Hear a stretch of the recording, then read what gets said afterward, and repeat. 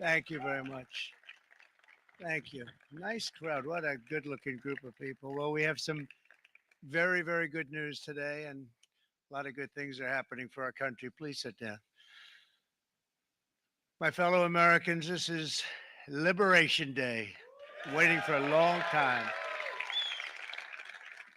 April 2nd, 2025 will forever be remembered as the day American industry was reborn, the day America's destiny was reclaimed, and the day that we began to make America wealthy again. Going to make it wealthy, good and wealthy. For decades, our country has been looted, pillaged, raped, and plundered by nations near and far, both friend and foe alike. American steelworkers, auto workers, farmers, and skilled craftsmen. We have a lot of them here with us today. They really suffered gravely. They watched in anguish as foreign leaders have stolen our jobs, foreign cheaters have ransacked our factories, and foreign scavengers have torn apart our once beautiful American dream. We had an American dream that you don't hear so much about. You did 4 years ago, and you are now, but you don't too often, and for many years and decades even, you didn't hear too much about. Our country and its taxpayers have been ripped off for more than 50 years, but it is not going to happen anymore. It's not going to happen. In a few moments, I will sign a historic executive order instituting reciprocal tariffs on countries throughout the world. Reciprocal, that means they do it to us and we do it to them. Very simple. Can't get any simpler than that. This is one of the most important days, in my opinion, in American history. It's our declaration of economic independence. For years, hardworking American citizens were forced to sit on the sidelines as other nations got rich and powerful, much of it at our expense. But now it's our turn to prosper, and in so doing, use trillions and trillions of dollars to reduce our taxes and pay down our national debt, and it'll all happen very quickly. With today's action, we are finally going to be able to make America great again, greater than ever before.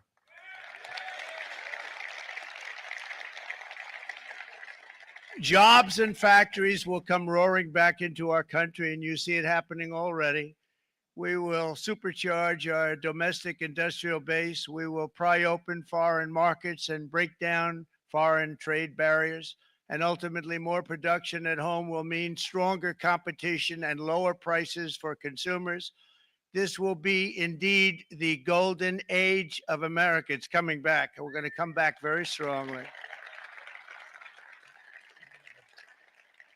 We're pleased to be joined on this momentous occasion by Vice President J.D. Vance. J.D., thank you. Thank you. Thank you very much. Where are you, J.D.? No, that wasn't too hard to find. I was looking, he likes to take a low key attitude. So usually we sit right in front. He's gaining a lot of confidence, Mike, isn't it? And nearly my entire cabinet is here, as well as Speaker Mike Johnson, who's done an amazing job. And with the great success we had last night in Florida, we have a majority of 7. And 7's like a lot when we had it at 1, right? You've done a fantastic job. And many of the members of the House and Senate are with us. Senators, congressmen, thank you all for being with us. We appreciate it. For decades, the United States slashed our trade barriers on other countries, while those nations placed massive tariffs on our products and created outrageous non-monetary barriers to decimate our industries. And in many cases, the non-monetary barriers were worse than the monetary ones. They manipulated their currencies, subsidized their exports, stole our intellectual property, imposed exorbitant VAT taxes to disadvantage our products, adopted unfair rules and technical standards, and created filthy pollution havens. They were absolutely filthy, but they always came to us and they said, we're violating, we should pay for it. It's all detailed in a very big report by the U.S. Trade Representative on Foreign Trade Barriers. and I'll just hold it up for you. It's available, and you don't have to pay too much. As I understand it, you'll pay nothing. It's a lot of work for something actually, because it's a special book. It's very, frankly, it's very upsetting when you read it, when you see what people have been doing to us for 30 years. This all happened with no response from the United States of America, none whatsoever. But those days are over. Let me offer just a few examples of the vicious attacks our workers have faced for so many years. The United States charges other countries only a 2.4 tariff on motorcycles. Meanwhile, Thailand and others are charging much higher prices, like 60%. India charges 70%. Vietnam charges 75%, and others are even higher than that. Likewise, until today, the United States has for decades charged a 2.5 tariff. Think of that, 2.5% on foreign made automobiles. The European Union charges us more than 10% tariffs, and they have 20% VATs, much, much higher. India charges 70%, and perhaps worst of all are the non monetary restrictions imposed by South Korea, Japan, and very many other nations as a result of these colossal trade barriers. 81% of the cars in South Korea are made in South Korea. 94% of the cars in Japan are made in Japan. Toyota sells 1 million foreign made automobiles into the United States, and General Motors sells almost none. Ford sells very little. None of our companies are allowed to go into other countries. And I say that friend and foe. And in many cases, the friend is worse than the foe in terms of trade. But such horrendous imbalances have devastated our industrial base and put our national security at risk. I don't blame these other countries at all for this calamity. I blame former presidents and past leaders who weren't doing their job. They let it happen, and they let it happen to an extent that nobody can even believe. That's why, effective at midnight, we will impose a 25% tariff on all foreign made automobiles.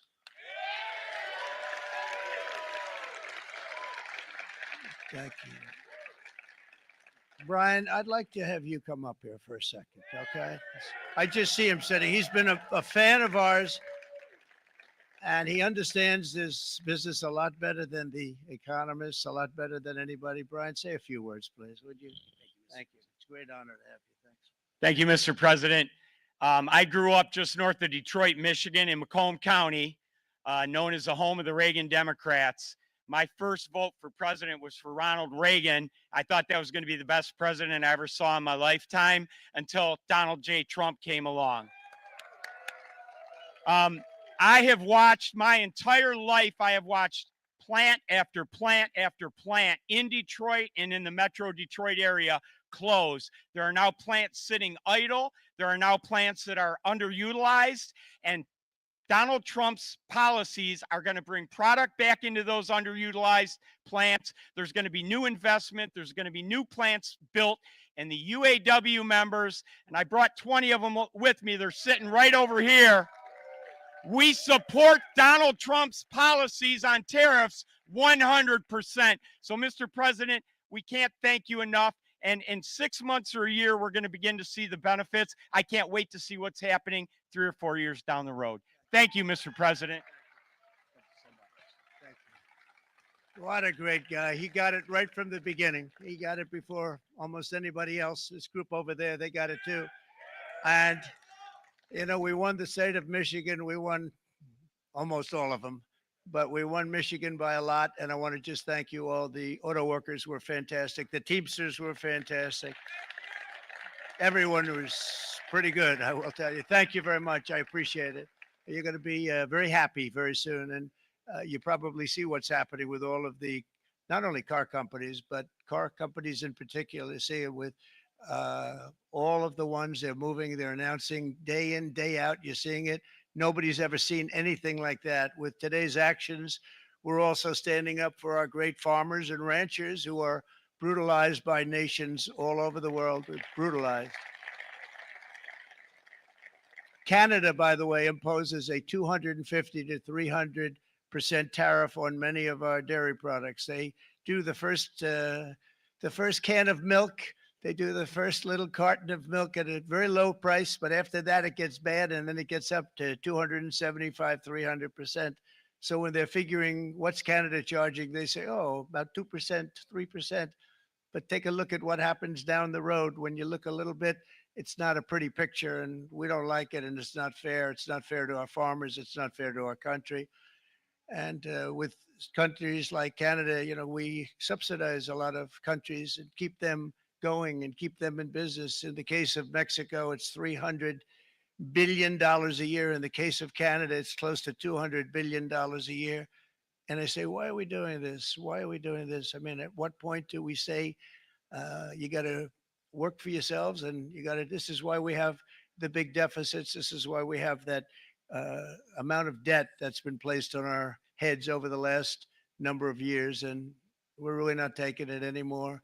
Through non-tariff barriers, the European Union bans imports of most American poultry. You understand? They say, we want to send you our cars, we want to send you everything, but we're not going to take anything that you have. Australia bans, and they're wonderful people and wonderful everything, but they ban American beef, yet we imported $3 billion of Australian beef from them just last year alone. They won't take any of our beef. They don't want it because they don't want it to affect their farmers. And you know what? I don't blame them, but we're doing the same thing right now, starting about midnight tonight, I would say.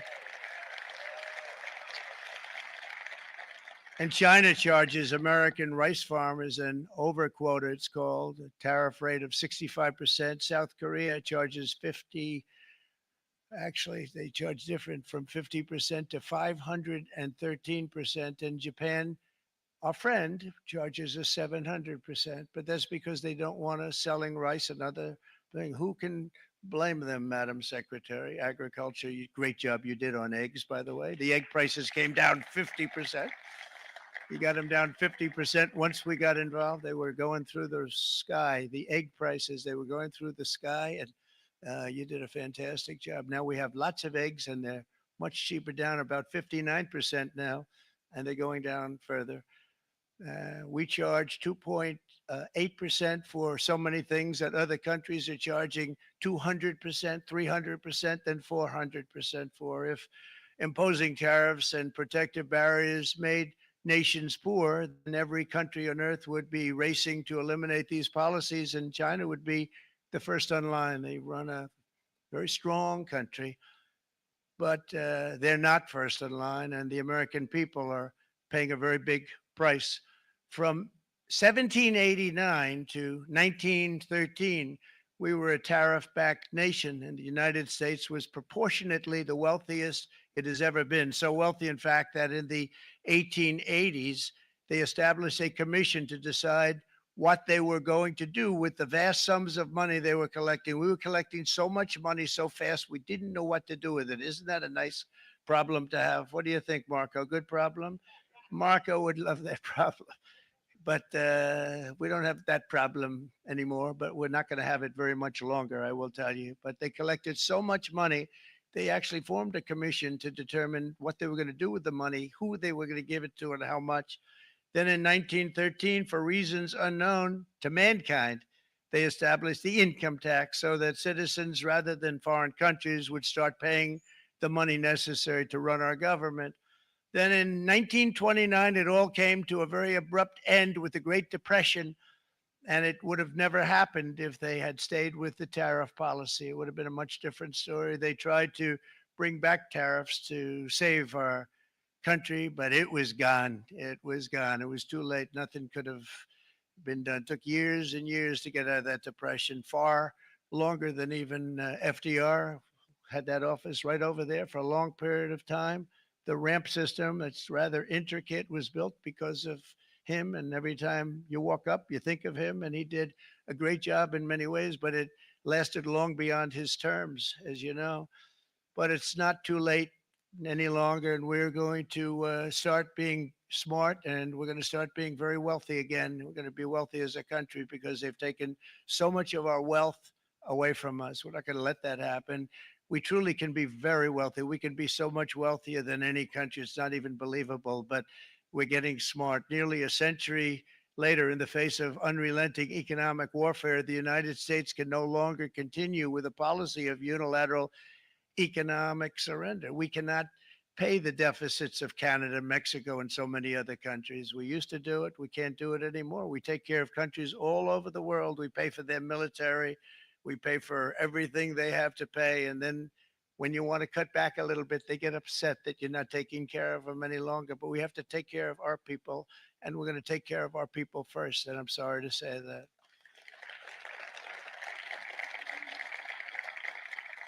And today we're standing up for the American worker, and we are finally putting America first.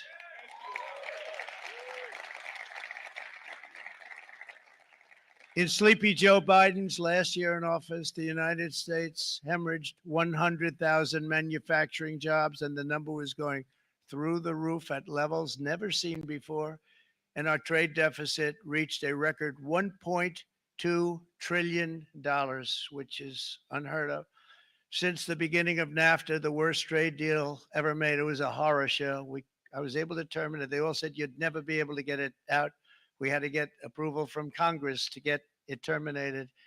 We had to live with that deal. It was the worst trade deal ever made by far. But since the very beginning of NAFTA, our country lost 90,000 factories. Think of what that is, 90,000. Think about putting a map up and putting text on it. You wouldn't have enough room. 90,000. I said, is that possible? We had it checked 4 different times, and it was actually somewhat higher than that. And 5 million manufacturing jobs were lost while racking up trade deficits of $19 trillion. That was the worst trade deal ever made. As a result of these gigantic losses, foreign nations now own $26 trillion more of American assets than think of this, than the Americans own of their own foreign assets or other foreign assets. The United States can no longer produce enough antibiotics to treat our sick. We have a tremendous problem. We have to go to foreign countries to treat our sick. If anything ever happened from a war standpoint, we wouldn't be able to do it. We import virtually all of our computers, phones, televisions, and electronics. We used to dominate the field, and now we import it all from different countries. A single shipyard in China now produces more ships every year than all of the American shipyards combined. Think of that. And it was a business that we used to dominate. We used to dominate it totally. In short, chronic trade deficits are no longer merely an economic problem. They're a national emergency that threatens our security and our very way of life. It's a very great threat to our country. And for these reasons, starting tomorrow, the United States will implement reciprocal tariffs on other nations. It's been a long time since we even thought of that. We used to think about it a lot. We didn't think about it for many decades, and you see what's happened. For nations that treat us badly, we will calculate the combined rate of all their tariffs, non-monetary barriers, and other forms of cheating. And because we are being very kind, we're kind people, very kind. You're not so kind when you got ripped off with your salaries. My auto worker friends and my Teamster friends and all of the unions that typically voted Democrat, they're not voting Democrat anymore because worker, whether union or non-worker, they're for the Republicans now. That's what happened. But we will charge them approximately half of what they are and have been charging us. So the tariffs will be not a full reciprocal. I could have done that, yes, but it would have been tough for a lot of countries who didn't want to do that. I'd like to see the chart if you have it. Could you bring it up, Howard? This is our great Secretary of Commerce, Howard Lutnick. Thanks, Howard. So if you look at that, China, first row, China, 67%. That's tariffs charged to the USA, including currency manipulation and trade barriers. So 67%, I think you can, for the most part, see it. Those with good eyes, with bad eyes. We didn't want to bring, it's very windy out here. We didn't want to bring out the big charts because it had no chance of standing. Fortunately, we came armed with a little smaller chart. So 67%. So we're going to be charging a discounted reciprocal tariff of 34%. I think, in other words, they charge us, we charge them less. So how can anybody be upset? They will be because we never charge anybody anything, but now we're going to charge. European Union, they're very tough, very, very tough traders. Uh, you think of European Union, very friendly. They rip us off. It's so sad to see. It's so pathetic. 39%, we're going to charge them 20%. So we're charging them essentially half. Vietnam, great negotiators, great people. They like me, I like them. The problem is they charge us 90%. We're going to charge them 46% tariff. Taiwan, where they took all of our computer chips and semiconductors. We used to be the king, right? We were everything. We had all of it. Now we have almost none of it, except the biggest company is coming in. We're going to end up with almost 40%. Lee Zeldin's working to get their approvals. And it's an amazing company. Mr. Wei, of one of the great companies of the world, actually. They're coming in from Taiwan, and they're going to build one of the biggest plants in the world, maybe the biggest for that. But 64%, we're going to charge them 32%. Japan, very, very tough, great people. And again, I don't blame the people for doing it. I think they're very smart in doing it. I blame the people that sat right in that Oval Office, right over there, right behind the Resolute desk or whichever desk they chose. Japan, 46%. They would charge us 46% and much higher for certain items like cars, little items like cars. 46%, we're charging them 24%. India, very, very tough, very, very tough. The prime minister just left, and he's a great friend of mine, but I said, you're a friend of mine, but you're not treating us right. They charge us 52%. You have to understand, we charge them almost nothing for years and years and decades. And it was only 7 years ago when I came in, we started with China and charged them. We took in hundreds of billions of dollars from China in tariffs. And they understood, honestly. President Xi understood. He said, look, I understand. And the other countries, and they all understand. We're going to have to go through a little tough love, maybe, but they all understand. They're ripping us off, and they understood it. Prime Minister of Japan, Shinzo Abe. He was a fantastic man. He was unfortunately taken from us, assassination. But I went to him and I said, Shinzo, we have to do something. A trade is not fair. And he said, I know that. I know that. And he was a great gentleman. He was a fantastic man, but he understood immediately what I was talking about. I said, Shinzo, we have to do something. He said, I know that.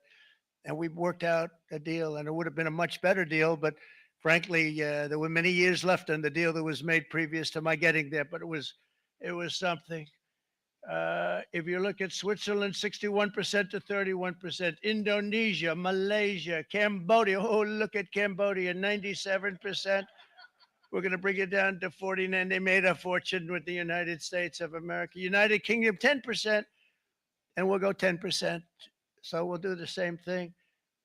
South Africa, 60%, 30%, and they've got some bad things going on in South Africa. We're paying them billions of dollars, and we cut the funding because a lot of bad things are happening in South Africa. The fake news ought to be looking at it. They don't want to report it.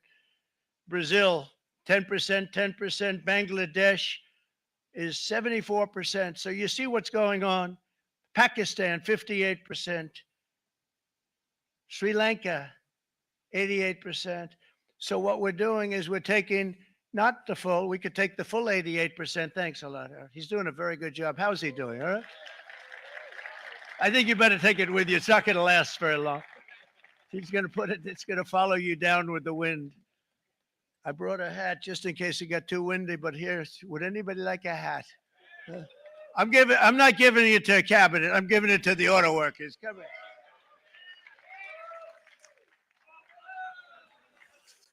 Thank you, fellas. Get it. That's it. That's it. They deserve it more than our cabinet. Our cabinet has plenty of hats. But you see the numbers. The numbers are so disproportionate. They're so unfair. At the same time, we will establish a minimum baseline tariff of 10%. You notice that on the chart. And that'll be on other countries to help rebuild our economy and to prevent cheating. So we're going to have a minimum of cheating, and we're going to be very severe on the people that at the gate that watch the tariffs and watch the product coming in, because there's been a lot of bad things happening at the gate because the money is so enormous that you're talking about. There's never been probably anything like it in terms of the enormity. And there are a lot of bad things happen at the people that do the check-in, and they're looking at 10-year jail sentences if they do play. We're going to treat them so good, but if they cheat, the repercussions are going to be extremely strong.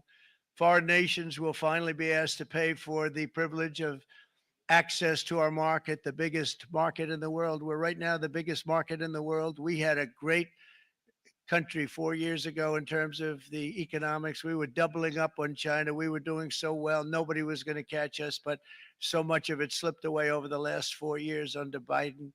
I campaigned on this policy throughout last year, and today that promise was made, and it was also a promise, as you know, that was kept. Promises made, promises kept.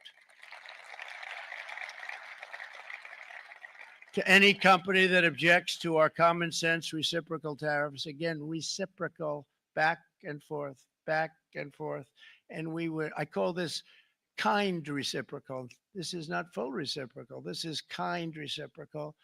But what we do is we cut it in half. We charge them. My answer is very simple. If they complain, if you want your tariff rate to be zero, then you build your product right here in America, because there is no tariff if you build your plant, your product in America. And we've seen companies coming in like we've never seen before. Likewise to all of the foreign presidents, prime ministers, kings, queens, ambassadors, and everyone else who will soon be calling to ask for exemptions from these tariffs. I say, terminate your own tariffs, drop your barriers, don't manipulate your currencies. They manipulate their currencies like nobody can even believe, which is a bad, bad thing and very devastating to us. And start buying tens of billions of dollars of American goods. Tariffs give our country protection against those that would do us economic harm. And many people were looking to do us economic harm. Maybe not so obviously, but they were doing tremendous economic harm. But even more importantly, they will give us growth. These tariffs are going to give us growth like you haven't seen before. And it'll be something very special to watch. I am so looking forward. And Brian, it's going to happen even faster than you said. You know, you might say, but it's already started. It's already started. Work's already begun on plants all around the country. And you see that as before. These are big, rich companies. We have $61 billion started on a big plant going up. It's going to be announced over the next 2 days, and they already started work. Many of these the biggest companies in the world, they've committed to build, build, build. We're going to build, build, build, sir. And they came here to see me, and they wanted to know if they could have a press conference. I do as many as I can. I'm pretty busy trying to stop Russia and Ukraine and the Middle East. We got to stop that. We got to stop the Houthis, which we're making tremendous. They like shooting ships down and out of the water, sinking ships. They get a kick out of it, but they're not getting such a kick out of it now, are they, Mr. Secretary? They're not getting such a kick out of that now. But here are just a short list of some of the companies that have already announced and committed to investment. And this is a company that built its factories and its plants in China. Apple is going to spend $500 billion. They never spent money like that here. They're going to build their plants here. SoftBank, OpenAI, and Oracle, great companies, are investing $500 billion almost immediately. NVIDIA, a hot company, is investing hundreds of billions of dollars. They just announced. TSMC, the biggest, most important company in the world of chips from Taiwan, with no investment from us, is investing $200 billion. And they said the reason was, number one, the election of November 5th, and number two, the tariffs. They don't want to pay the tariffs, and the way they're not paying it is to build their plant here. So we're going to go from almost no percentage. We used to have 100% of the chip market. Now it's all in Taiwan. Almost all of it's in Taiwan, a couple of other countries, but mostly in Taiwan. And think of it, we had 100%. We lost it because of people in that office that didn't do their job. They allowed it to be stolen from us. Johnson & Johnson, great company, $55 billion. Eli Lilly, $27 billion. Meta is investing $500 billion. Wow.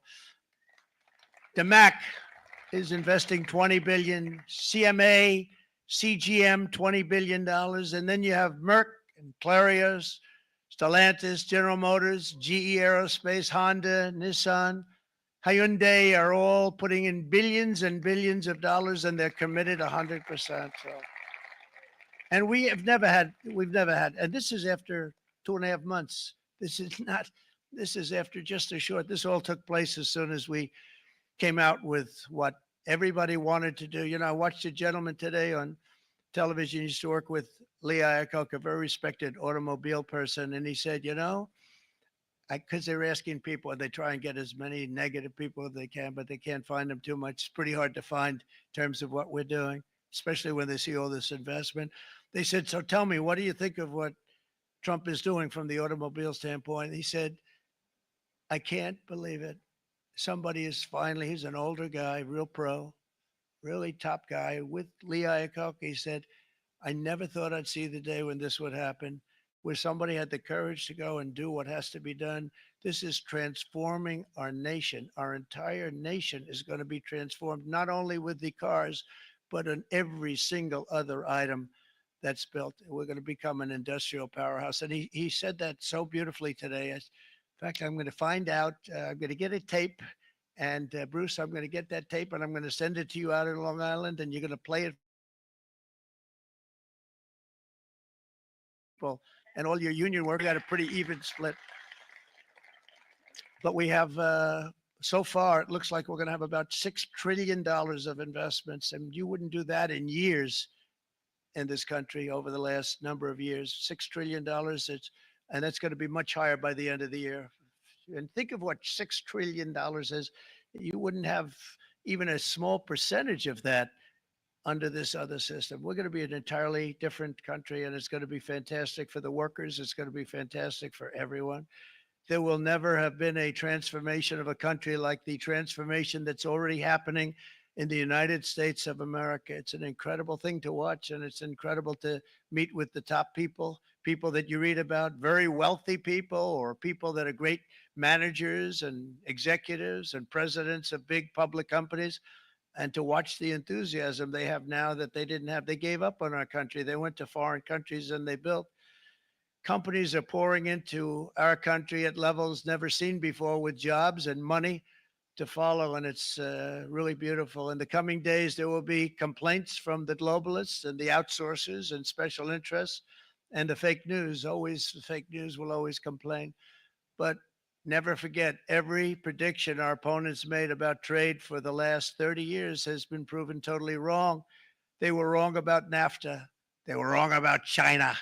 They were wrong about the Trans-Pacific Partnership, which would have been a disaster if I didn't terminate it. If I didn't terminate that, United Auto Workers, you would have had no jobs in this country. You would have had no jobs. It was all going to other countries.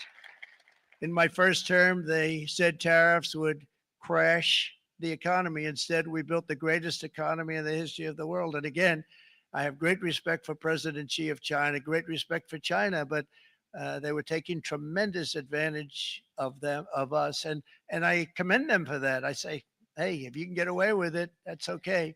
But, you know, they understand exactly what's happening. And they probably, most of them are saying it's about time they did something. But and they're going to fight, and they're going to fight fair. Everyone's going to fight. You know, it's like, I say to the leaders, look, you got to take care of your country, but we have to start taking care of our country now. We can't do what we've been doing for the last 50 years. From the day of my election, the stock market went up in my first term 88%, with NASDAQ going up 155%, more than any president has ever had in any term in office, by far. And I think we're going to blow that away. And maybe the numbers won't show, but I think they're going to show much better than even those numbers. But what you're going to see is you're going to see activity, that empty, dead sites, factories that are falling down. Those factories will be knocked down, and they're going to have brand new factories built in their place. They're not only talking about renovating, they're talking about brand new, the best anywhere in the world, the biggest anywhere in the world. I have a friend who builds car plants, and I said, I want to see the biggest and the best. He said, well, we have to go to Mexico. I said, no, I want to see it in the United States. He said, we're not building them in there. This is a year and a half ago during the campaign. He said, we're not building it. You have to go to Mexico. When I was starting to decide to run, and I went to number one in the polls very rapidly, I want to say, like let's say in the first hour, and then shortly thereafter, it looked like I was going to win, and the fake news was saying, "Oh no, don't do this." What they don't know is if I didn't win, they would have really been in trouble because nobody wants to read them anyway. But I tell you what, when it looked like I was going to win, I announced that I was going to be doing exactly what we're talking about today. Great consistency, actually, because I've been talking about it for 40 years. But because I saw what was happening 40 years ago. If you look at my old speeches when I was young, very handsome, my old speeches, and that people would say I'd be on a television show, I'd be talking about how we were being ripped off by these countries. I mean, nothing changes very much. The only thing that changed were the countries, but nothing really changes. But it's why it's such an honor. It's such an honor to be finally able to do this. If you look at China, I took in hundreds of billions of dollars in my term, hundreds of billions. They never paid 10 cents to any other president, and yet they paid hundreds of billions, so much so that Biden couldn't do anything. They wanted to try and terminate it because he had a very special relationship with China. You know what the relationship was? He had a special relationship. But the numbers were so big, the numbers were so big that they couldn't do it. So they did ease it up. They did things that they shouldn't have done. They made it a lot more comfortable for them, but they couldn't do it because the numbers were hundreds of billions of dollars. And I did that. And we were on our way to doing something like incredible. And then we had a very bad election happen, a very bad election. A lot of bad things happened. So when I said we got to do it again, I said we have to make it too big to rig, and we made it too big to rig, and we won in records, and it was a monumental win. And it was such an honor to see so many of you, like Brian and your friends, here with us to celebrate, and to more importantly celebrate what we're doing, because that wouldn't be a full celebration if we didn't do this, because this will be an entirely different country in a short period of time. It'll be something the whole world will be talking about it. The critics made the very tired predictions earlier this year, but in February, core inflation dropped to the lowest rate in 4 years. And the price of eggs, as you know, just in a month and a half, we were there for 4 weeks. And the first week, I got blamed for eggs. I said, I just got here. They said eggs have gone up at like 250%, and you can't get eggs. And they were going crazy. And I said, I just got here. And then we got to work on eggs, and we got to work on everything. And our great Secretary of Agriculture, you did a fantastic job, Brooke Rollins. She did a fantastic job. And as I said before, the price of eggs dropped now 59%, and they're going down more, and the availability is fantastic. They were saying that for Easter, please don't use eggs. Could you use plastic eggs? I said, we don't want to do that. We want to, and you really came through. It's an amazing job. Thank you very much, Brooke. You did great. But likewise, an old-fashioned term that we use, groceries. I used it in the campaign. It's such an old-fashioned term, but a beautiful term, groceries. It sort of says a bag with different things in it. Groceries went through the roof, and I campaigned on that. I talked about the word groceries for a lot, and energy costs now are down. Groceries are down. Gasoline is way under $3, and people are beginning to be able to buy things and live again. We brought prices way down. We created 10,000 already in a few weeks, new manufacturing jobs. And it was that took place in 1 month, numbers that they haven't seen in a long time. We had virtually no inflation under my term. We had virtually no inflation for 4 years. But after transitioning over to Sleepy Joe, it went from almost non-existent to the highest in the history of our country. They're the highest inflation in the history of our country, brought up by energy and bad spending and bad policy, and a lot of bad things happened. How about allowing millions and millions and millions of people to pour into our country with open borders, where it's so sad to see even now And I see our great secretary of you have done. Stand up, please, Christy. Stand up. Christy Nome and Tom Holman. These people are doing a great job, but gotten them out in records. We have problems with judges that don't want them to go out. They want Tren de Aragua and they want MS-13, the most vicious gangs ever. Nobody's ever seen anything like it. Absolute killer gangs. They kill people. They don't even think about it. And we put them out, and we have judges now, radical left judges that want to, they don't want them to go out. They want them to even be brought back. Let's bring them back. You've done a fantastic job, and please thank everybody. Homeland Security, thank everybody. Appreciate it. And we now have a border that's the best border that we've ever had, even better than it was my first term. My first term, we did good, but this one we really specialized in. We've done really well. And we had records then. We had the best, safest border 4 years ago. We had the best border there ever was. And now we have, you've actually matched it and done even better. And we're going to get it down the right way. And we want people, by the way, to come into our country, but we want to come in through a legal process. We want them to come in legally. We need more people. We need people to run these plants and to help the auto workers and the Teamsters and the non-union people and everybody else. But we need people and the farmers. And we're going to let people come in, but they want to come in. We want them to come in legally. They have to have the capability of loving our country, not people that hate our country. We don't want them in our country. And now we're going to pass the largest tax cuts in American history. And that's where we're relying on Mike and John Thune. And we will not cut Social Security, Medicare, or Medicaid benefits. And the Democrats will, because if they got in, the entire economy would collapse. This country was heading for a collapse under the people that you saw. They were horrible. I think one of the reasons people like the job, I have my highest approval ratings because I think they're comparing me to the worst administration in the history of our country. So I appreciate that at least. But Speaker of the House, Mike Johnson, and Senate Majority Leader, appreciate it, Mike. John Thune have been fantastic, by the way. But they've been working tirelessly on taking the next step to pass the plan for our one big, beautiful bill. I'd like to name it that if you can. One big, I made that statement about 6 months ago, and everybody calls it one big, beautiful bill.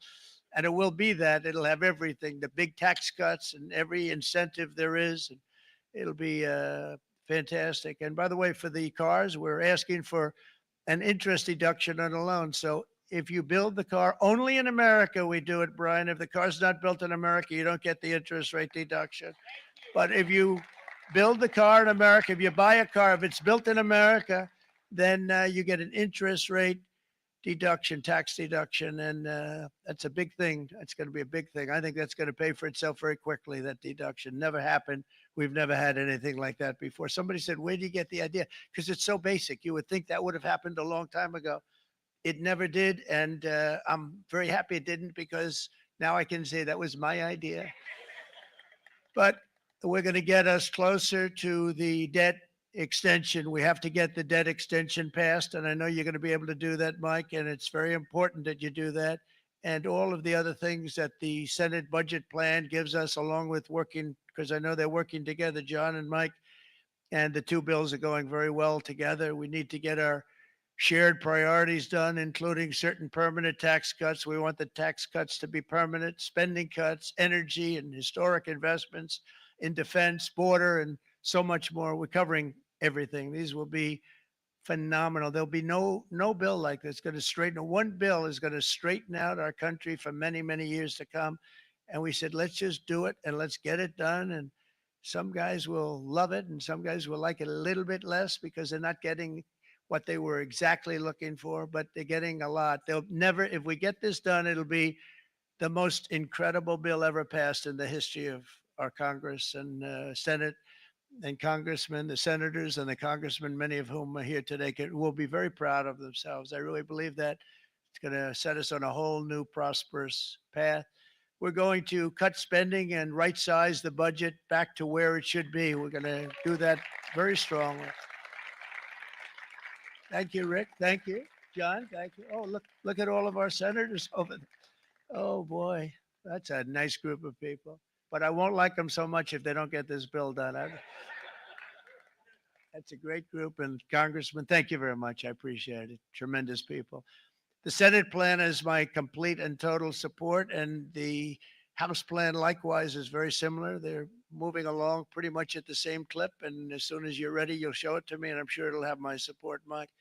Every Republican congressman and senator must unify. We have to unify. We can't be separated. We have to get it done. We have to get absolutely everything we can, and we have to take care of the American people. That's the only thing that matters. We have to take care of the American people first. We need to pass this bill immediately, get it done, including debt extension. From this day on, we're not going to let anyone tell us that American workers and families cannot have the future that they deserve. We're going to produce the cars and ships, chips, airplanes, minerals, and medicines that we need right here in America. The pharmaceutical companies are going to become roaring back. They're coming roaring back. They're all coming back to our country because if they don't, they got a big tax to pay.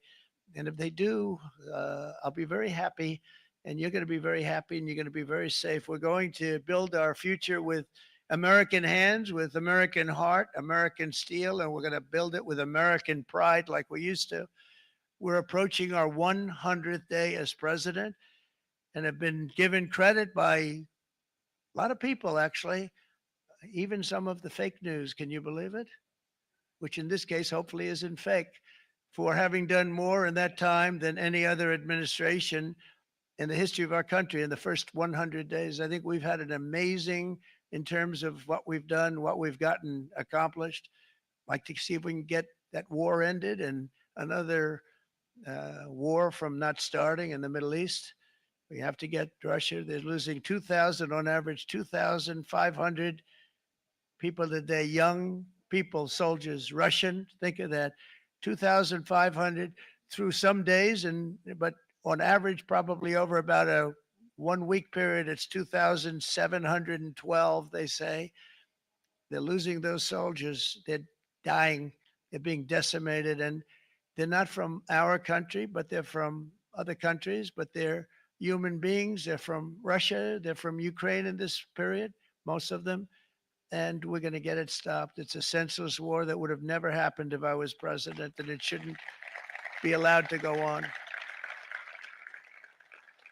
And I think we're being given good cooperation by Russia and by Ukraine, but we have to get it stopped. It's humanity.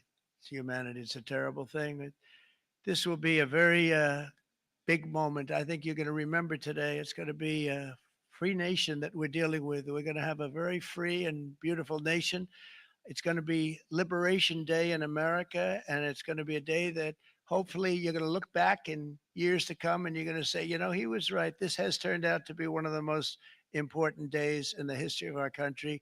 God bless you and God bless America. Thank you, everybody. Thank you very much. Thank you. Thank you very much.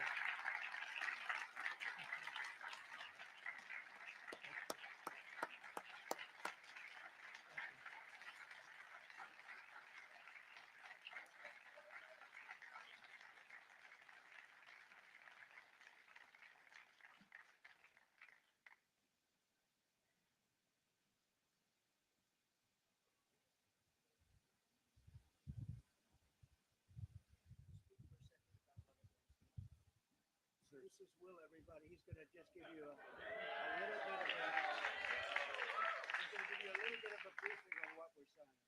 Good afternoon, y'all. We have two documents prepared for the president's signature today. One closes what's referred to as the de minimis loophole with respect to imports from the People's Republic of China.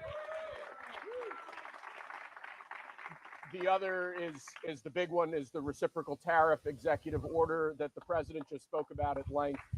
This is obviously a huge deal, and it's been an honor to be a part of your team getting this ready for you, sir. Thank you very much. Thank you.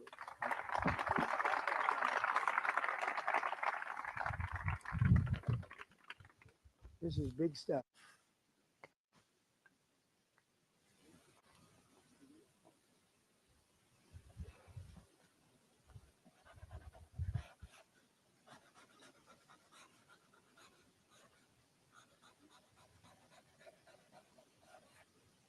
That's a 10. It's a good one. Look. That's a good one. That's a good one. Thank you. Thank you, sir.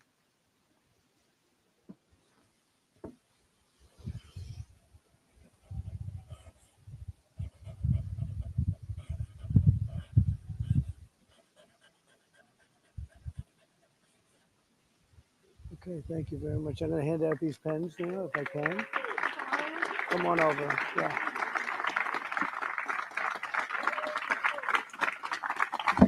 Thank you very much.